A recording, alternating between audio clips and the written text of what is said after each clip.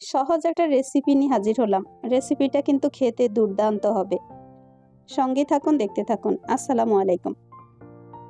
S N রোজি cooking চ্যানেলে সবাইকে স্বাগতম। রূপসাদা মাছকে লবণ আর হলুদ দিয়ে বেশ কিছুক্ষণ আগে মেখে রেখে এখন ডুবো তেলে ভেজে নিব। একটু সাইজে বড় ছিল বলে সবগুলো একসঙ্গে হয়নি, তাই আমি আলাদা করে ভেজে নিচ্ছি। এটা দিয়ে একদম মজা করে একটা রেসিপি তৈরি করব খুব সহজে। ছোট থেকে বড় পর্যন্ত সবাই কিন্তু অনেক বেশি খুশি মনে খেয়ে নিবে। রেসিপিটা তৈরি করতে লাগবে আমার আলুটাকে আমি লবণ আর হলুদ দিয়ে ডুবো তেলে একটু লাল লাল করে ভেজে নিব। মাছগুলো যেই কড়াইতে ভেজেছিলাম সেই কড়াইতে আলুগুলো ভেজে তুলে নিব।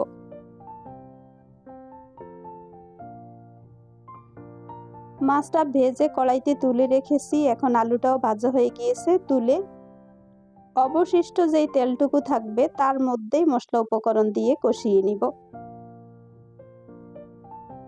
এক্সট্রা কোনো তেলের প্রয়োজন হয়নি, একই তেল দিয়ে রান্না হয়ে যাচ্ছে আমার খুব সহজে। টমেটো, কাঁচামরিচ, পেঁয়াজ একসঙ্গে দিচ্ছি, সঙ্গে দিচ্ছি মশলা উপকরণ।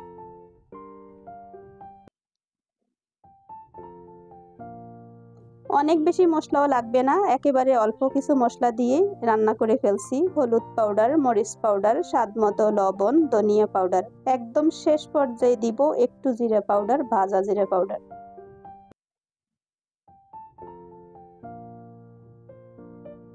রূপসাদা মাছে যেহেতু কাটা কম, সবাই খেতে কিন্তু বেশ পছন্দ করে, তাই এটা দিয়ে আজকেই মজা করে সবজিটা রান্না হচ্ছে।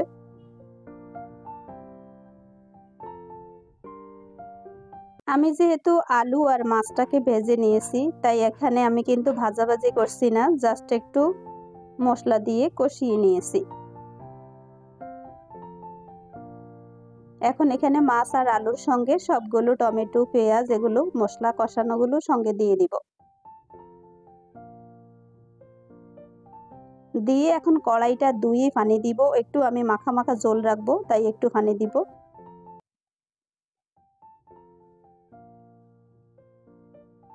আমি হালকা একটু ঝোল রাখবো বিদায় আমি একটু বেশি পানি দিয়েছি, আপনারা চাইলে আরো কম দিতে পারেন।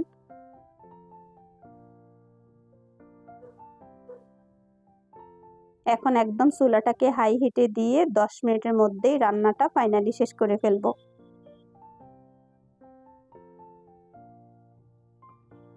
সর্বশেষে দেখতে পাবেন এত মজাদার একটা রেসিপি, একেবারে ছোট বড় সবাই অনেক বেশি মজা করে খেতে বসবে এবং খেয়ে নিবে।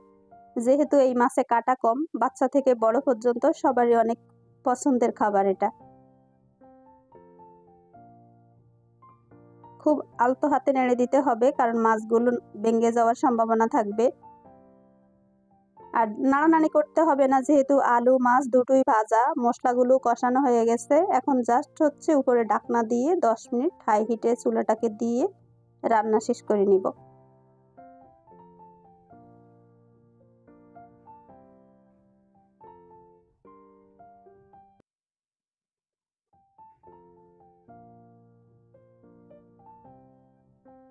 এখন আমি ঢাকনা দিয়ে একেবারে 10 মিনিট পরে ফিরে এসে দেখাচ্ছি কত মজাদার একটা রেসিপি তৈরি হলো। সত্যি কথা হচ্ছে, তরকারি দেখার পরে খাবার টেবিলে যখন খাবার দেখব তখনই মানুষের ক্ষুধা লেগে যায়, কারণ হচ্ছে ক্ষুধা কিন্তু চোখের ক্ষুধা।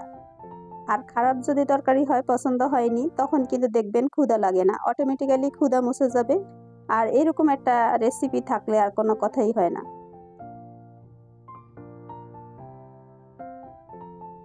সত্যি কথা বলতে পৃথিবীর সমস্ত মানুষ হচ্ছে সুন্দরের পূজারী। যেই কোনো জিনিসই সুন্দর দেখলেই মানুষের পছন্দ হয়, অসুন্দর হলে সেটা কিন্তু হয় না, জোর জুলুম করে সেটা করতে হয়। কিন্তু সুন্দরের পূজারী সবাই আমরা। অবশেষে ফাইনাল লুক হচ্ছে এই আমার আজকের সবজির। ওফ, দেখতে পাচ্ছেন সবজিটা কত মজাদার দেখতে হয়েছে। আশা করছি আপনাদেরও ভালো লেগেছে। ভালো লাগলে ছোট্ট একটা লাইক দিয়ে পাশে থাকবেন। সবাই অনেক বেশি ভালো থাকেন। আল্লাহ হাফিজ।